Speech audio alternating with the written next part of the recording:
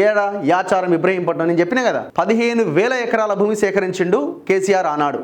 ఎట్లా అసలు మామూలుగా కాదు, ఇక ఒక రాక్షసులు బయలుదేరినట్టే బయలుదేరారు గ్రామాల మీదకి. మొత్తం దాదాపుగా ఆడ ఉన్న లంబాడీలు, ఎస్సీలు, బీసీలు వాళ్ళ భూములే మొత్తం పోయినాయని. ఈడ యాచారం నుంచి మొదలు పెడితే ఆడ ముచ్చర్ల దాకా 15,000 ఎకరాలు సేకరించారు. మళ్ళీ ఇదే దొంగలు మళ్ళీ ఫార్మాసిటీ ఎట్ట పెడతారని వీళ్ళని అడుగుతారు. ఇదే దొంగలు భూసేకరణ ఎట్లా చేస్తారని మళ్ళీ వీళ్ళే అంటారు. ఆనాడు భూసేకరణ చేసేటప్పుడేమో డెవలప్మెంట్ అన్నారు, ఇప్పుడు వీళ్ళు భూసేకరణ చేస్తుంటేనేమో ఎట్టట చేస్తారని ఈయన వీర తిలకం అన్నట్టుగా ఆడ బయలుదేరిండు. పోనీ వీళ్ళు కనీసం మాట అన్న వినరు.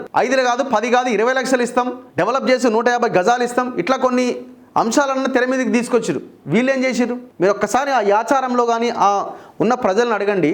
బుల్డోజ్ చేసి మరి వాళ్ళ దగ్గర నుంచి భూములు లాక్కున్నారు. ఇచ్చినవా నువ్వు 20 లక్షలు ఇచ్చినావా? ఒక్క ఎకరాకి 20 లక్షలు అని ఇచ్చినావా?